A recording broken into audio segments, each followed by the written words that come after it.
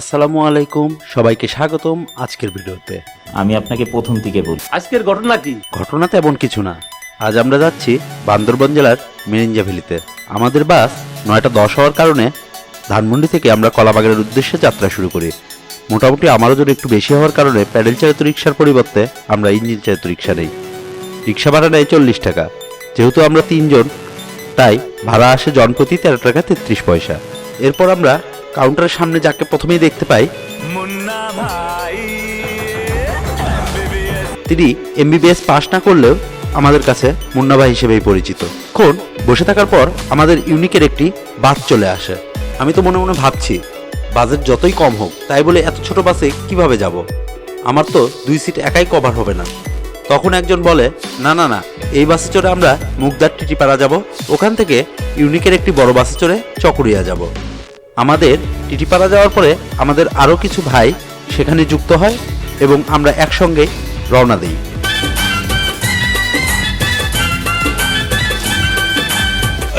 অবশেষে আমরা আনুমানিক সকাল 6টায় চকরিয়ায় পৌঁছি। যেহেতু সারা রাত জার্নি করি এবং সেজন্যই আমাদের পেটে প্রচণ্ড ক্ষুধা থাকে, যার ফলে আমরা একটি স্থানীয় রেস্টুরেন্টে ঢুকে যাই এবং রেস্টুরেন্টে ঢোকার পরে আমরা দ্রুত সেখান থেকে আবার বেরিয়ে পড়ি, কারণ সেখানে একটি বিদঘুটে গন্ধ আমাদের নাকে চলে আসে। অবশেষে আমরা পাশের একটি হোটেলে যাই এবং সেখানে গিয়ে বিএসআরএম স্ট্রং 40% বেশি মজবুত পরোটা খেয়ে নাস্তা শেষ করি। নাস্তা শেষ করে আমরা চাঁদের গাড়ি ভাড়া করি। যেহেতু আগেই বলেছি আমাদের বাজেট কম, তাই খোলা জিপ ভাড়া করি। আমার ধারণা ছাদ খোলা জিপের ভাড়া কম হবে বন্ধ জিপের তুলনায়। যেভাবে সেই কাজ, আমরা একটি খোলা জিপ ভাড়া করি, কিন্তু সেটার ভাড়া নেয় 1100 টাকা। পরে বুঝতে পারলাম খোলা জিপের ভাড়া বেশি এবং বন্ধ জিপের ভাড়া কম।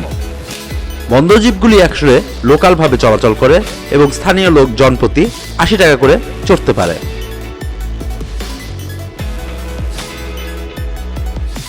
অবশেষে আমরা পাহাড়ি রাস্তার আঁকাবাঁকা পথ দেখতে দেখতেই মিরিঞ্জা ভ্যালিতে পৌঁছে যাই এবং আমরা আস্তে আস্তে পাহাড়ে উঠতে থাকি।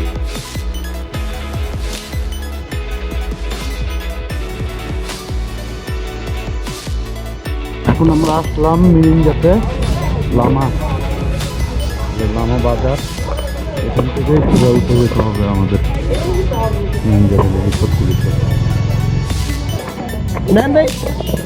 এই যে লামাতে পানির দাম কত ভাই?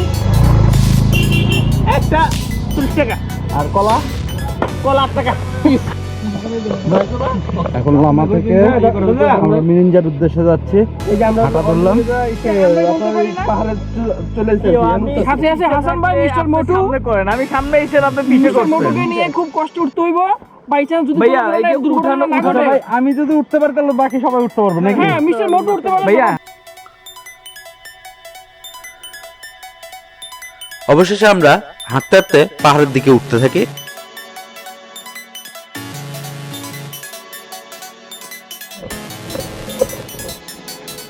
আপনার উঠতে কষ্ট হইলেও যখন এই মেঘের ভিউগুলি দেখবেন তখন মনটা জুড়িয়ে যাবে। আসলে আমাদের অ্যাডমিন ভাই ট্যুরের এই যে আমাদের পানির বোতল অবশ্য সে না থাকলে এই জায়গায় হয়তো জীবনে আসা হইতো না আমার। ও মাই গড ভাই, আর তেল দিয়ে কি তেল ভাই? তার খরচের আরো 1 ভাগ বেশি অ্যাডমিন আমাদের তো থ্যাংক ইউ আসুন ভাই। অবশেষে পৌঁছে গেলাম মিরিঞ্জা ভ্যালি রিসোর্টে। একটু ভালো পজিশনে হয়েছে, কারণ খারাপ বাস নাই। এবং পাহাড়ে পৌঁছানোর পরে আমাদের আগে থেকে রুম বুক করা ছিল। সেই রুমে গিয়ে আমরা দেখি কিছু লোকজন থাকে যারা আগের রাত্রে ছিল, তারা এখনো রুম চেক আউট না করার কারণে আমাদের বাইরে অপেক্ষা করতে হয়।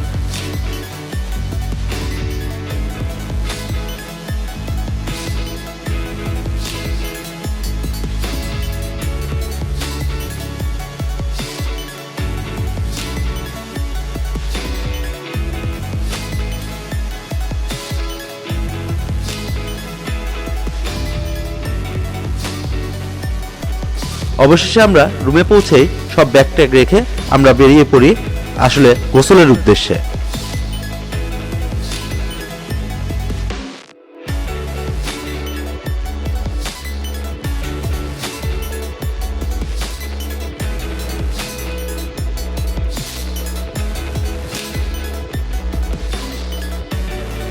মিরিঞ্জা থেকে লামাবাজার ঘাট পর্যন্ত এই গাড়ি ভাড়া নেয় 400 টাকা।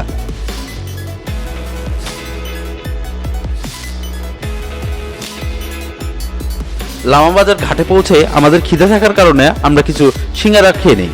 সিঙ্গারা নেয় 10 টাকা করে।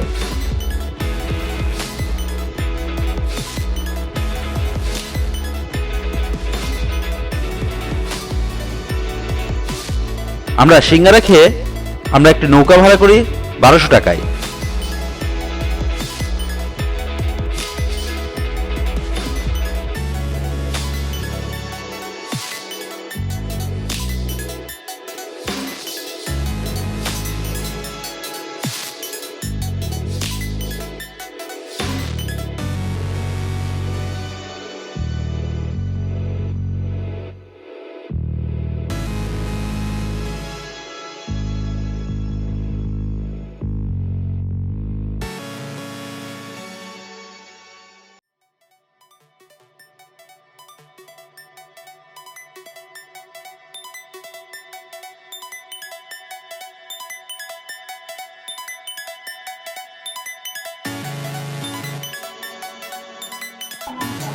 জনসংখ্যা 230 জন, নারী 109 জন, পুরুষ 104 জন, মোট পরিবার 41 জন।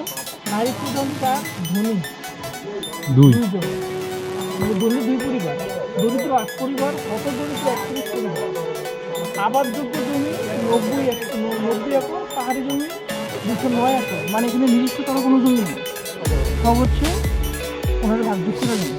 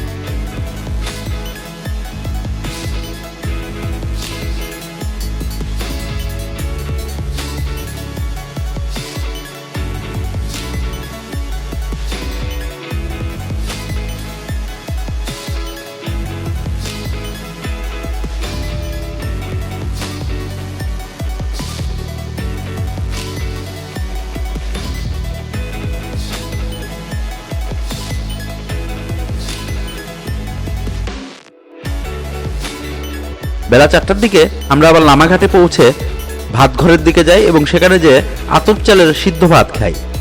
যদিও ভাতটি খেতে আমার কাছে মোটামুটি লেগেছে।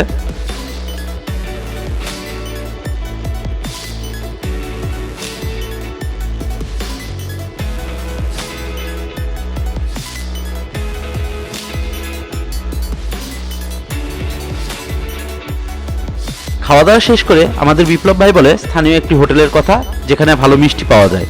অবশেষে আমরা সেই মিষ্টির খোঁজে পিঁপড়ের মতো রওনা দিই। মিষ্টির দোকানে গিয়ে আমরা পঞ্চ মিষ্টি নেই এবং সবাই মিলে সেই মিষ্টি ভাগযোগ করে খাই। মিষ্টি খাওয়া শেষে আমরা আবার মিরিঞ্জার দিকে রওনা দিই।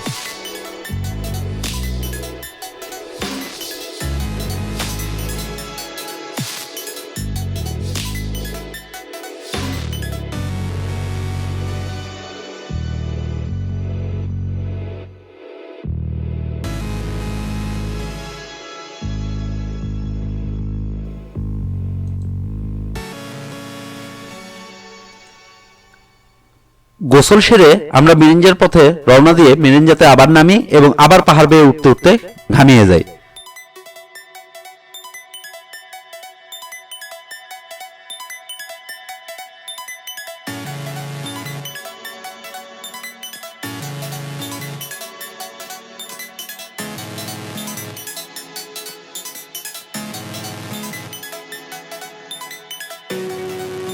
দুপুরে আসার পরে আমরা সেখানেই একটু বিশ্রাম নেই এবং বিশ্রাম নিয়ে রাতে বারবিকিউয়ের জন্য অপেক্ষা করতে থাকি।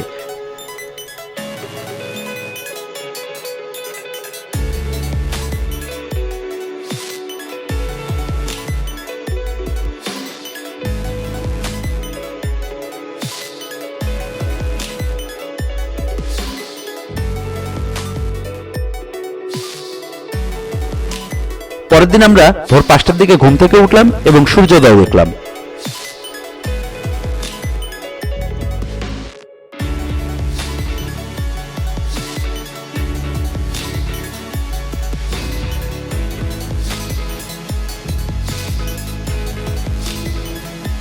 অবশেষে আমরা কক্সবাজারের উদ্দেশ্যে বেরিয়ে পড়লাম, যা আপনারা নেক্সট ভিডিওতে দেখতে পারবেন।